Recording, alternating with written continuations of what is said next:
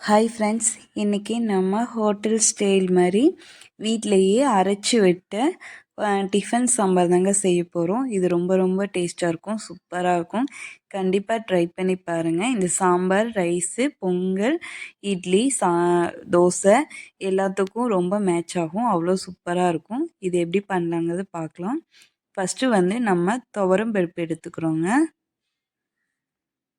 இப்போ இந்த துவரம் பருப்பு கூட நம்ம பாசிப்பருப்பு கொஞ்சம் சேர்த்துக்கிறோம்.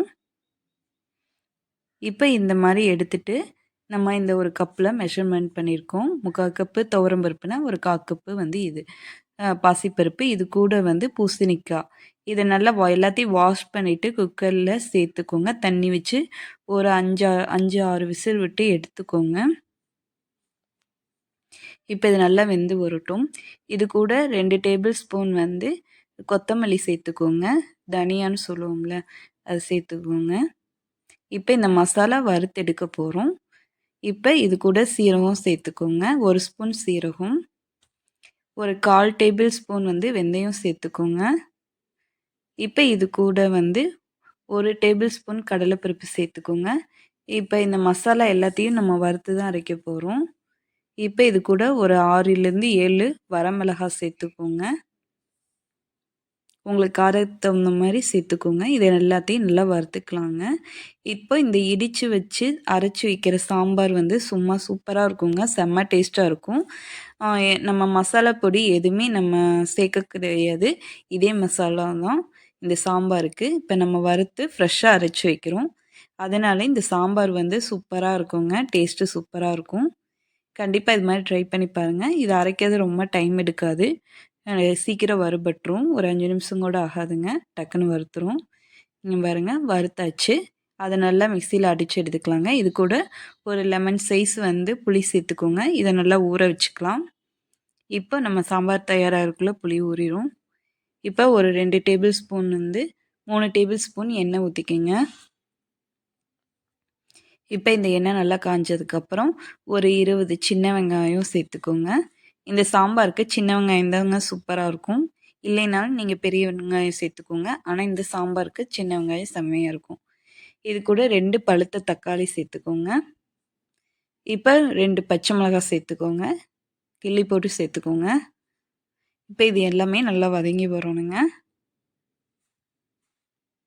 இப்போ இந்த தக்காளி, வெங்காயம், பச்சை மிளகாய் எல்லாம் வதங்கியாச்சுங்க. இப்போ இது கூட நம்ம கேரட்டு, அவரைக்காய், நம்ம என்ன காய் கிடைக்குதோ அந்த காய் சேர்த்துக்கலாம். கத்திரிக்காய் எடுத்திருக்கேன், உருளைக்கிழங்கு எடுத்திருக்கேன். உங்ககிட்ட முருங்கைக்காய், வேறு காய் இருந்தாலும் சேர்த்துக்கோங்க. இது ஆப்ஷனல் தான். இப்போ இந்த காய் எல்லாத்தையும் நம்ம வதக்கி எடுக்கலாம். இது ஒரு 3 நிமிஷம் போல் நம்ம எண்ணெயிலே நல்லா வதக்கி எடுக்கணுங்க. இப்போ இது நல்லா வதங்கிட்டுருக்கு. இது கூட ஒரு 1/4 டேபிள் ஸ்பூன் வந்து மஞ்சத்தூள் சேர்த்துக்கோங்க. இப்போ இதை நல்லா வதக்கி விட்டுக்கலாம். இப்போ இது உப்பு கூட போட்டுக்கோங்க. உப்பு பிடிச்சி நல்லா வதங்கணும். இப்போ இதை நல்லா வதங்கினதுக்கப்புறம் நம்ம வந்து தண்ணி, இதுக்கு தேவையான அளவுக்கு தண்ணி ஊற்றி வேக வச்சு எடுத்துக்கலாங்க இந்த காய்கள்லாம். இது நல்லா வெந்து வரட்டும்.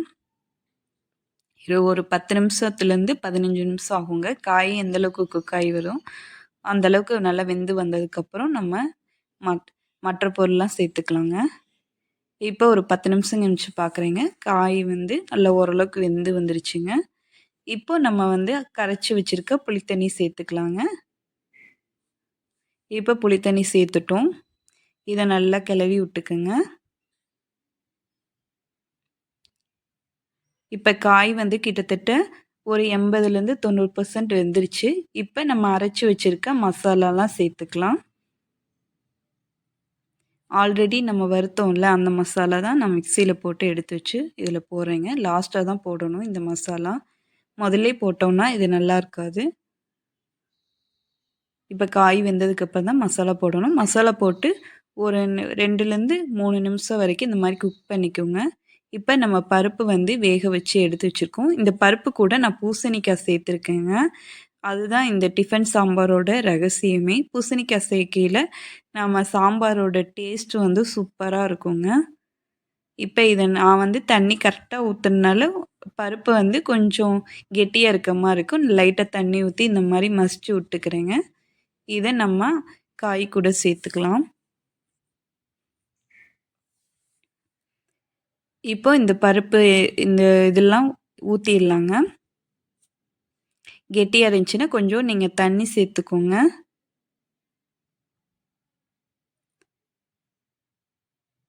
இப்போ நம்ம தண்ணி சேர்த்துக்கிறோம்.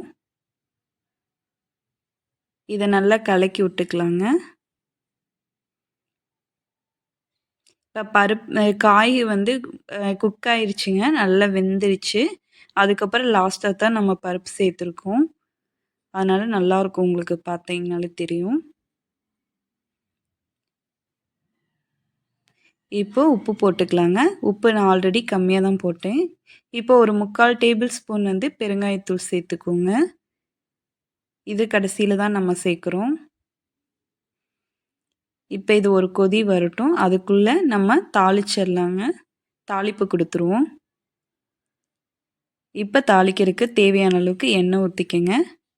எப்பயுமே சாம்பார் வந்து கடைசியில தாளிச்சிங்கன்னா, உங்களுக்கு அந்த ஃப்ளேவர் நல்லாயிருக்கும். இப்போ இது கூட வந்து ஒரு 1/2 டேபிள் ஸ்பூன் வந்து சீரகம் சேர்த்துக்கோங்க. ஒரு 1/2 டேபிள் ஸ்பூன் கடுகு சேர்த்துக்கோங்க. கடுகு, உளுந்தம்பருப்பு சேர்த்து.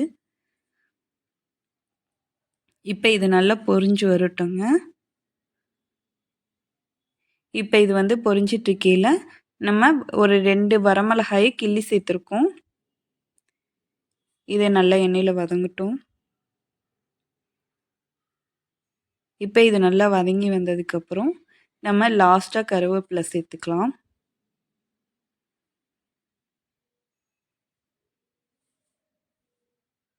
இப்போ இது நல்லா வதங்கிடுச்சு. இப்போ நான் கருவேப்பிலை சேர்த்துக்கிறேன். அவ்வளோதான். இத அப்படியே நம்ம சாம்பார்ல கொட்டிடலாங்க. சாம்பார் லைட்டா கொதி விடுதுங்க. அவ்வளோதாங்க. நம்ம கொத்தமல்லி போட்டு இறக்கிடலாம். நம்ம இட்லி, தோசை, பொங்கலுக்கு சேர்த்துக்கலாங்க. சூப்பரா இருக்கும். ரைஸ்க்கும் சாப்பிட்லாம். அவ்வளோ சூப்பரா இருக்கும். இது கூட லாஸ்ட்டா வந்து கொத்தமல்லி சேர்த்துட்டு அடுப்ப ஆஃப் பண்ணிடுங்க. அப்படியே ஒரு லைட்டா ஒரு மிக்ஸ் பண்ணிக்கலாம். அவ்வளோதாங்க. அப்படி கமகமன்னு சூப்பரான ஒரு சாம்பார் ரெடிங்க. இது கண்டிப்பா ட்ரை பண்ணி பாருங்க. மறக்காம நம்ம சேனலை சப்ஸ்கிரைப் பண்ணிக்கோங்க. சூப்பரான ரெசிபி ரெடி.